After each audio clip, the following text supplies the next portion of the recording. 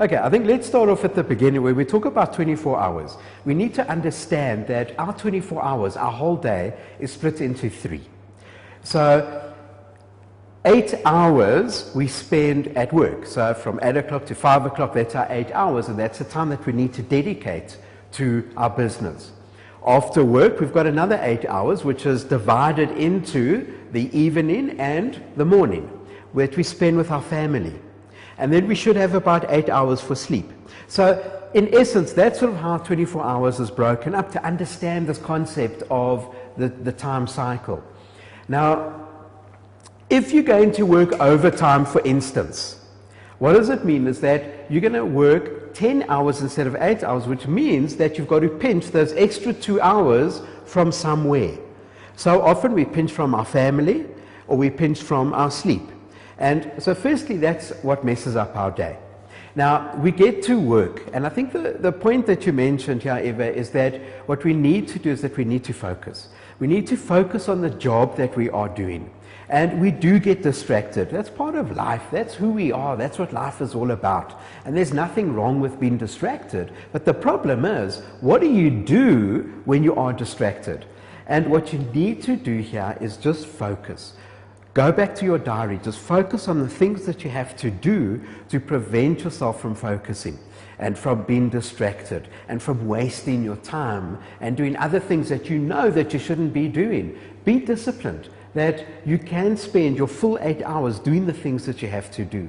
And I think that in essence will kind of explain what it is that we can capture, that focusing and that time barrier that we have.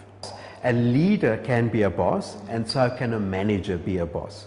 Yeah, so I wanted to split that boss that you're talking about. Now, there's a difference between a manager and a leader. A manager is the person that manages other people. And you're going to say, but so does a leader. Absolutely correct. But a manager is more focused on the day-to-day running of the business. The manager focuses on getting the job done, where a leader will incorporate that, but a leader will bring people up to their best capabilities. They will empower people to become something like them, to become a spin-off of them. So that to me is the big definition. So an entrepreneur, for instance, you have the choice: do you want to be a manager, or do you want to be a leader? And we can be both. So as an entrepreneur, here we add another element in, and the element is of risk. So here you've got to take risk. And that's what some leaders don't necessarily have. So what can you do to become a leader? Well, the most important thing is to look at people in a different light, to treat people in a different light. What you want to do is to make sure that your people are motivated to the best of their abilities. Now, I know in my company what I like to do is I like to empower people to become little Trevors. So I'm an entrepreneur. I perceive myself as a leader as well, and I don't really focus on the manager side of things. So if I can get all my staff members to be extensions of me, it makes my business run easier. Now, what does a leader do? A leader grows people up to their level. You can't grow somebody beyond you. You've got to grow yourself. So what you need to do, when you get somebody to grow to your level, that growth alone will push you up to another level. And so the whole cycle keeps going. So look at people, manage people, treat people the way they should be, and just look at motivating. Rather than telling people, ask questions, get them to come up with solutions. So it's really been a mentor in a way, and to get people to that level that you want. And I think just by applying those things, each one of you can become that entrepreneurial leader that this country so desperately needs. Okay, so anybody starting up, I think all of us would like to be in business on our own. But firstly, I'm going to tell you it's not easy. It's difficult. And it's harder and harder to compete with the bigger organizations. In so doing, we've established a Corporate Entrepreneur Academy where we teach managers, and I'm using the word manager here in the correct sense, we train managers to think like entrepreneurs, because they have to compete against you and you've got to compete against them.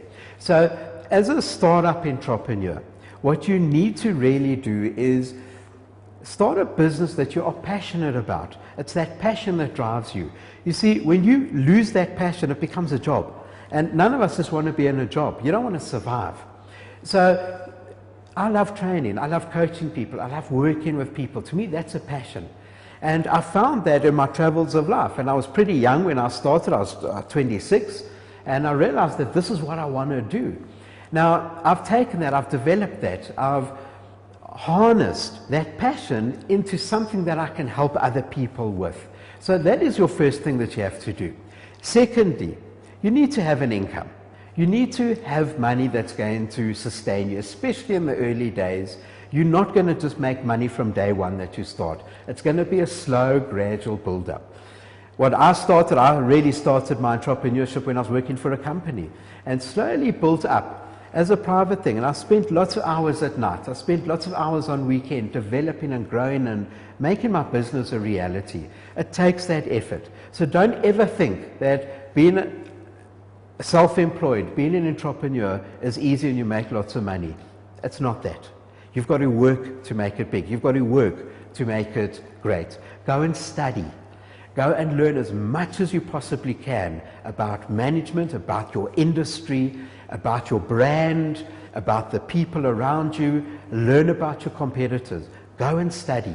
Just the many courses that you can do and get yourself onto will hold you in that esteem. It will give you that absolute confidence to be able to achieve and to be successful in what you do. And another thing is to start believing in yourself. You know, there are going to be so many people out there who are going to say to you, you're not going to make it. It's not going to work. And you're going to fail. And so many startups fail in the first few years. Yeah, that's true. But be bigger than them. You see, why are they still working for a boss and you want to be an entrepreneur? Already you're different to them. So surround yourself, join organizations of like-minded people, whatever it is, because being self-employed, being an entrepreneur is very lonely. And you need people to bounce things off. You need to see what else is happening in the market, in the industry. Get your name out there. And there's so much more that you can do about branding yourself, your product and your business to help you to be as successful as that. So thank you for watching Global Conference TV. And if you want to be successful as an entrepreneur, it's changing the world, one inspired and transformed person at a time.